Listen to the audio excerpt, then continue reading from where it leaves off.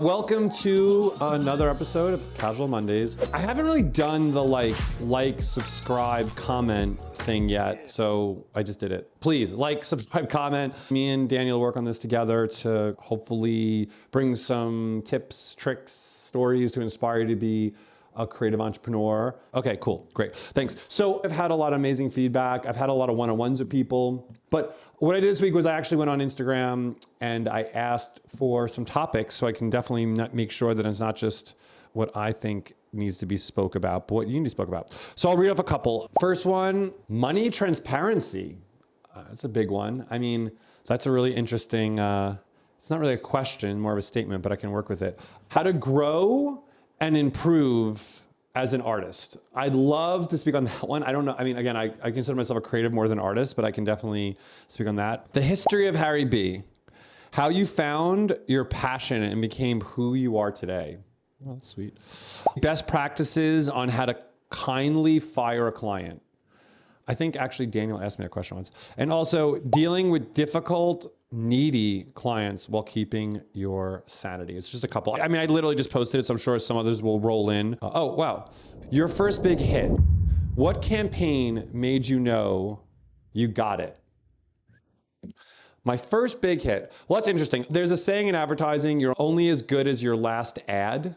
So I feel like to continue in advertising and have a reputation, you have to continuously have hits, which is the same thing, I guess, for a recording artist or a fine artist or a photographer. But my first hit, well, if I want to take it back to school, I was recognized in the Art Directors Club in New York City for a piece I did around a police shooting. In my professional career, when I really realized that I could do it, I did a campaign back at Ogilvy called Where Did Your Best Thinking, which was an ThinkPad ad. And I think this also kind of laid groundwork for a lot of my work in the future. I don't know if I would consider it as a hit, but this was the beginning of working with notable people. So basically, I worked with a photojournalist. On advertising back then, you'd work with like big photographers and do these really extravagant sets and setups and lighting. And we actually hired Ron Aviv, who was a press photographer and also covering stories abroad of battles. So he was a serious photojournalist. And we actually followed around a notable person who used the ThinkPad for a day. Keith McNally, who owns Balthazar and the restaurateur. So finding these people and then literally following them around for a day and capturing moments and then editing down to find this key moment with them using the ThinkPad. Pascal Dajing, who is a very notable fashion retoucher, early in retouching.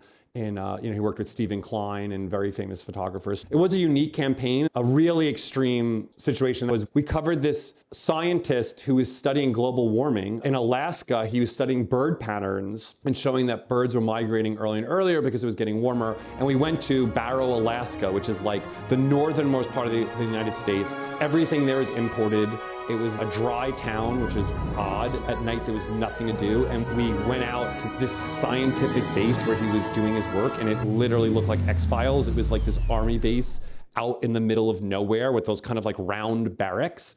And he actually takes a plane and goes to this specific island. But this was his like base center where he would do his work and do his studies before he would go off and fly. It was a pretty amazing experience. I had to literally go to Patagonia and buy the proper layers of clothing so I wouldn't freeze because it was 20 below zero. It was definitely an adventure, and I think campaigns like that where I got to meet really interesting people and get to travel. I don't know if it was a hit, but really kind of made me recognize how cool and awesome being in advertising back then was, getting the opportunity to collaborate. And I talk a lot about that in the last episode about knowing your style and how important collaborating with people is. Working with Ron was really awesome, and it was just a different way of working, and seeing how a photojournalist works compared to a more commercial photographer, the way that he would compose things with foreground, and it was a pretty awesome experience. And I think that laid the groundwork for some pretty awesome work to come.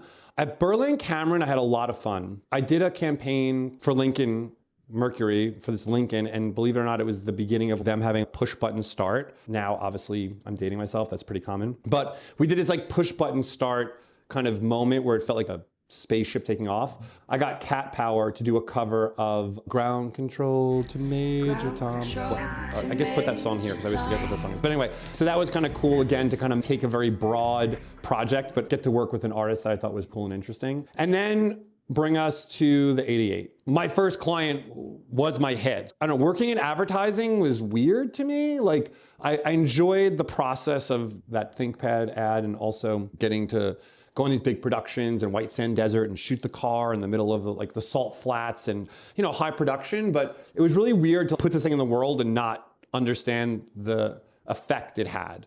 So when I was able to launch Canon and we had a website, what we would do then is we would track conversation, whether it's through Google Analytics, through search, or back then Twitter, and see after we did these events and PR pickup around the events and kind of measure the impact of the ideas and creative we did.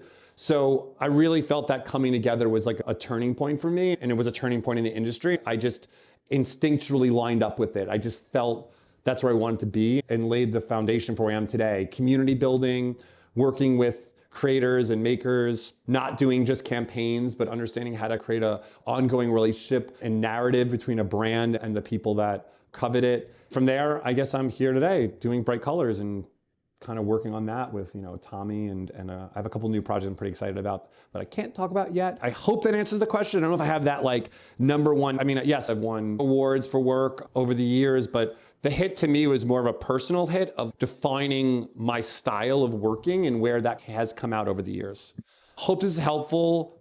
I'm putting this out there to inspire this creative class that we're all part of and hopefully have more people quit their job, which I'm gonna do an episode about. Quit your job. I'm gonna give advice on how to quit your job and tell the story of when I quit my job. And I don't consider when I get up in the morning at 3:30 a.m. and come to this office, I don't consider it a job. It's kind of, I've been able to integrate my work into my life. So please share it with people who need to hear it and let me know if there's anything else you want to hear about. Peace.